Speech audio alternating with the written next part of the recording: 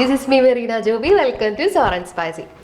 ഒരു രാജകുമാരൻ തന്റെ പ്രജകളുടെ ക്ഷേമമൊക്കെ അന്വേഷിക്കാനായിട്ട് ഇനവേഷം മാറി നടക്കുകയായിരുന്നു. ആ സമയത്ത് ഒരു കുന്നിന്റെ ചെരുവിൽ അതീവ സന്തോഷവാനായിട്ട് ആടുകളെ വെക്കുന്ന ഒരു ഇടയവാളിനെ കണ്ടുപറ്റി. രാജാവ് അവിടെ നിന്നിട്ട് ചോദിച്ചു, എന്താണ് കുഞ്ഞു നിനക്ക് ഇത്ര സന്തോഷം, നിനക്ക് എങ്ങനെയാണ് ഇത്ര സന്തോഷവാനായിട്ട് ഇരിക്കാൻ സാധിക്കുന്നതെന്ന്. അത് കേട്ട് ആ ഇടയപാലൻ പറഞ്ഞു, ഇത് രാജാവാണെന്ന് അറിയാതെ മറുപടി പറയാൻ തുടങ്ങി കേട്ടോ. ആ കൂട്ടി പറഞ്ഞു, എന്തുകൊണ്ട് എനിക്ക് സന്തോഷിച്ചുകൂടാ, ഈ രാജ്യത്തെ രാജകുമാരനൊക്കെ വലിയ സമ്പന്നനാണ് ഞാൻ. അതുകൊണ്ട് അത്ഭുതം കൊണ്ട് രാജാവ് ചോദിച്ചു, എന്താ പറയുക, എന്തൊക്കെയാണ് നിന്റെ സമ്പാദ്യങ്ങൾ? ആ കുട്ടി പറഞ്ഞു തുടങ്ങി, ഈ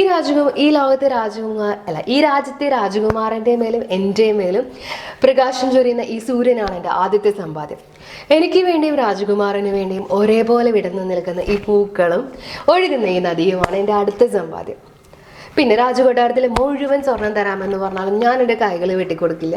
ഇനി അവിടുത്തെ മുഴുവൻ നിധി തരാമെന്ന് പറഞ്ഞാലും ഞാൻ എൻ്റെ കണ്ണുകളിൽ ചുഴന്നു കൊടുക്കില്ല. പിന്നെ എനിക്കുള്ളത് കൊണ്ട് ഞാൻ സംതൃപ്തനാണ്. എനിക്ക് വേണ്ടതിന് വേണ്ടി ഞാൻ അധ്വാനിച്ച് പണം കണ്ടെത്തുന്നു. പിന്നെ എന്തുകൊണ്ട് എനിക്ക് സന്തോഷിച്ചുകൂടാ?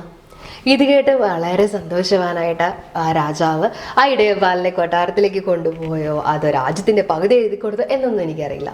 പക്ഷെ ആ ഇടയപാലിൻ്റെ മറുപടി രാജാവിനെ ഒരുപാട് ചിന്തിപ്പിച്ചു. നമ്മളെയും ഒരുപാട് ചിന്തിപ്പിക്കേണ്ടതല്ലേ? അതായത് വലിയ വലിയ കാര്യങ്ങൾ വേണമെന്നില്ല സന്തോഷം കണ്ടെത്താൻ വേണ്ടിയിട്ട്. നമ്മുടെ ചുറ്റുമുള്ള ചെറിയ ചെറിയ കാര്യങ്ങളിലോട്ടൊന്ന് കണ്ണ് തുറന്ന് നോക്കിയാൽ മതി. രാവിലെ എഴുന്നേറ്റ് വരുമ്പോൾ ഡൈനിങ് ടേബിളിൽ ഫുഡുണ്ടോ? ഈ ലോകത്തെ എത്രയോ പേരെക്കായും ഭാഗ്യവാന്മാരാണ് നമ്മൾ. ഇനി ചെന്ന് ടാപ്പിൽ കൈ കഴുകാൻ നേരത്തെ ടാപ്പിൽ വെള്ളമുണ്ടോ? എത്രയോ പേർക്ക് കുടിവെള്ളം പോലും കിട്ടാതെ ഈ ലോകത്തുണ്ട്. ഇനി ചെന്ന് രാത്രി ടയേർഡായിട്ട് ചെന്ന് കിടക്കുമ്പോൾ രാത്രി മഞ്ഞും മഴയും കൊള്ളാതെ കിടന്നുറങ്ങാൻ ഒരു ബെഡുണ്ടോ? രാത്രി കടത്തിണ്ണകളിലും റോഡ് സൈഡിലും കിടക്കുന്ന എത്രയോ പേരൊക്കെ ഭാഗ്യവാന്മാരാണ് നമ്മൾ.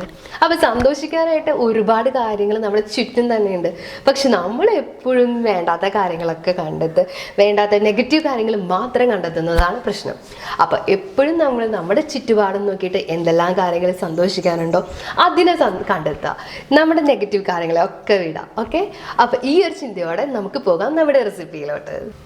അപ്പം ഇന്നത്തെ റെസിപ്പി എന്ന് പറഞ്ഞാൽ ഈസി വെജിറ്റബിൾ ഫ്രൈഡ് റൈസ് ആണ്. തംബ്നെയിൽ കണ്ടപ്പോൾ തന്നെ നിങ്ങൾക്ക് എല്ലാവർക്കും മനസ്സിലായി കാണും. അപ്പോൾ നമുക്ക് തലേ ദിവസം തന്നെ റൈസ് റെഡിയാക്കി ഫ്രിഡ്ജിൽ കയറ്റി വെച്ച് കഴിഞ്ഞാൽ നെക്സ്റ്റ് ഡേ നമുക്ക് കുട്ടികൾക്കൊക്കെ ലഞ്ച് ബോക്സിൽ കൊടുത്തിടാൻ വളരെ ഈസി ആയിട്ട് പ്രിപ്പയർ ചെയ്തെടുക്കാവുന്നേ ഉള്ളൂ. വെജിറ്റബിൾസ് കട്ട് ചെയ്യുന്ന സമയം മാത്രം മതി, പക്ഷേ ടേസ്റ്റിനൊരു കുറവുണ്ടാവില്ല. അപ്പോൾ എല്ലാവരും ട്രൈ ചെയ്ത് നോക്കുക ഈ ഈസി വെജിറ്റബിൾ ഫ്രൈഡ് റൈസ്. പിന്നെ ട്രൈ ചെയ്ത് നോക്കിയിട്ട് എല്ലാവരും അഭിപ്രായം കമൻറ്റ് ബോക്സിൽ ഇടാൻ മറക്കരുത്. ആദ്യമായിട്ട് വീഡിയോ കാണണമെങ്കിൽ ലൈക്ക് ചെയ്യുക, ഷെയർ ചെയ്യുക, പിന്നെ സബ്സ്ക്രൈബ് ബട്ടൺ ഒന്ന് പ്രസ് ചെയ്തേക്കുക. പിന്നെ തൊട്ടടുത്ത് കാണുന്ന ആ ബെല്ലൈക്കണും കൂടി ഒന്ന് പ്രസ് ചെയ്താൽ ഞാൻ വീഡിയോസ് ഇടുന്ന എല്ലാവർക്കും കാണാൻ പറ്റും. അപ്പോൾ see you next video. Bye by.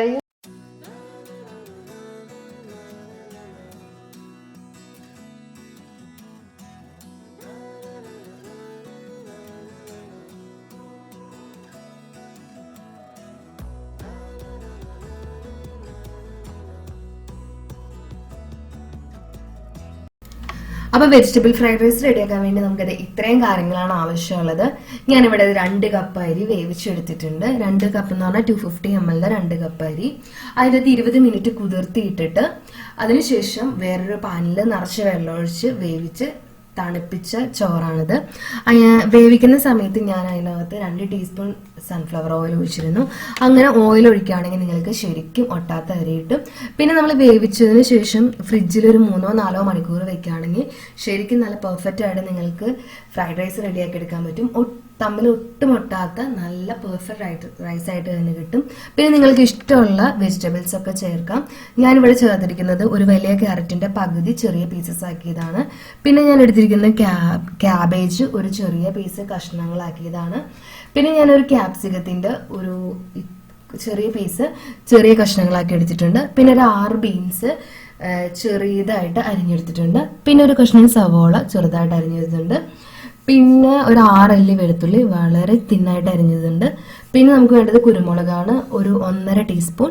പിന്നെ വേണ്ടത് ഉപ്പ് ആവശ്യത്തിന്, സോയാ സോസ് 1.5 ടീസ്പൂൺ മുതൽ 2.5 ടീസ്പൂൺ വരെ. അത് നിങ്ങൾ 1.5 ടീസ്പൂൺ ചേർത്ത് നോക്കിയിട്ട് ടേസ്റ്റ് അനുസരിച്ച് വേണമെങ്കിൽ നമുക്ക് 2.5 ടീസ്പൂൺ വരെ ചേർക്കാം. അപ്പൊ ഇത്രയും സാധനങ്ങൾ കൊണ്ട് നമുക്ക് പെട്ടെന്ന് എങ്ങനെ ഫ്രൈഡ് റൈസ് റെഡിയാക്കി എടുക്കാമെന്ന് നോക്കാം കേട്ടോ. അപ്പോൾ ഫ്രൈഡ് റൈസ് റെഡിയാക്കാൻ വേണ്ടിയിട്ട് ഞാനൊരു പാൻ അടുപ്പത്ത് വെച്ച് കൊടുത്തിട്ടുണ്ട്. പാൻ ചൂടാകുമ്പോൾ നമുക്ക് ഓയിൽ ഒഴിച്ചു കൊടുക്കാം. അപ്പോൾ ഇത് പാൻ നന്നായിട്ട് ചൂടായി വരുന്നുണ്ട്. ഇനി നമുക്ക് ഓയിൽ ആഡ് ചെയ്ത് കൊടുക്കാം.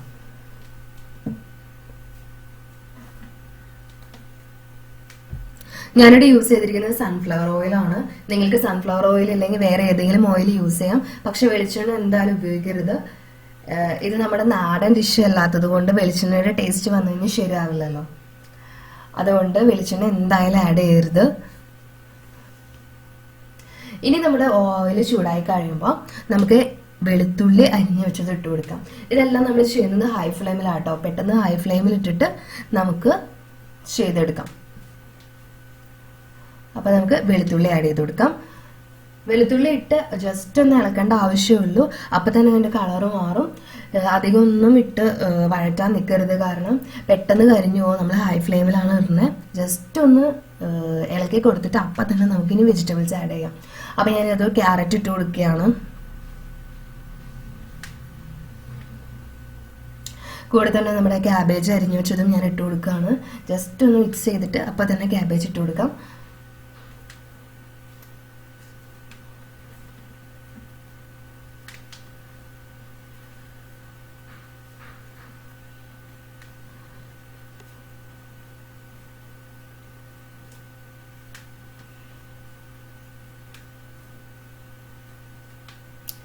ഇനി നമുക്ക് ബീൻസ് ഇട്ട് കൊടുക്കാം.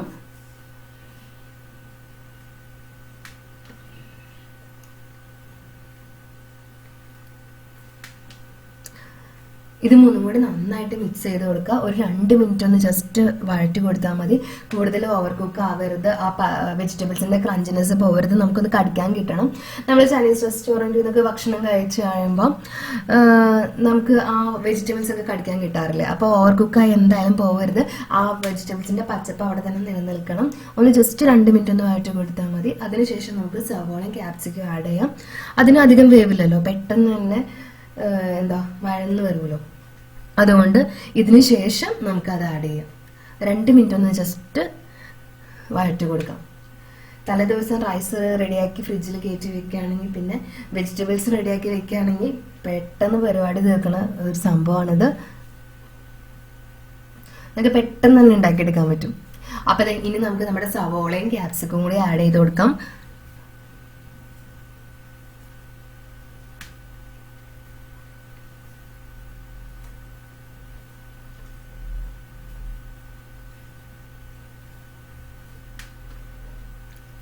ഇത് ആഡ് ചെയ്തതിന് ശേഷം ഇനി അധികം ഒന്നും വേവിക്കേണ്ട, ജസ്റ്റ് ഒന്ന് ഇളക്കി കൊടുത്തിട്ട് നമുക്കിനി ബാലൻസ് കാര്യങ്ങൾ ചെയ്യാം. കാരണം സവോളയും ക്യാപ്സിക്കും ഒന്നും അധികം വേവേണ്ട ആവശ്യമേ ഇല്ല. നമുക്കതൊന്ന് ജസ്റ്റ് ഒന്ന് വഴറ്റിയെടുത്താൽ മതി. അപ്പം ഇനി നമുക്ക് ഇതിനകത്തോട്ട് ആവശ്യത്തിനുള്ള ഉപ്പിട്ട് കൊടുക്കാം. അധികം ഉപ്പിടരുത്. നമ്മളിനി സോയാ സോസ് ആഡ് ചെയ്യാനുള്ളതാണ്. ഓൾറെഡി സോയാ സോസിന് ഉപ്പുണ്ട്.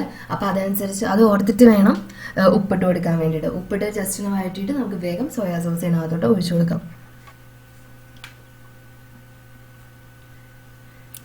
അപ്പം ഞാൻ സോയാ സോസ് ഒഴിച്ചു കൊടുക്കാണ്.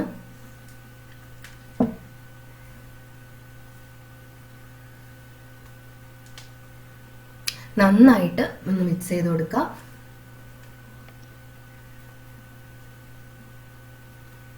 ഇനി ഒപ്പം തന്നെ നമുക്ക് കുരുമുളക് പൊടി ഇതിനകത്തോട്ട് ആഡ് ചെയ്ത് കൊടുക്കാം.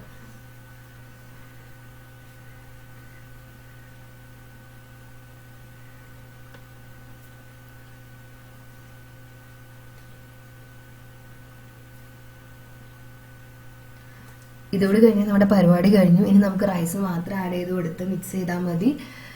എത്ര പെട്ടെന്ന് ഫ്രൈഡ് റൈസ് റെഡി ആയി നോക്കി.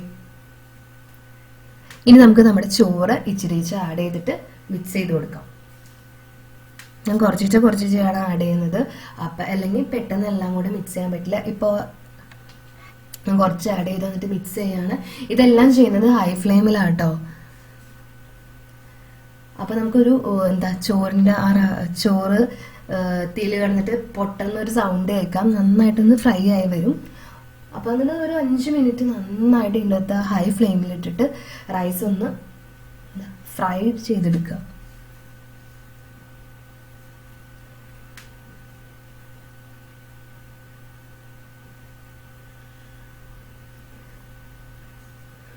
അപ്പോൾ നമ്മുടെ ഫ്രൈഡ് റൈസ് റെഡിയായി. എല്ലാവരും വീട്ടിൽ ട്രൈ ചെയ്ത് നോക്കണം. and എല്ലാവർക്കും കൊടുക്കണം, എല്ലാവരും കഴിക്കണം.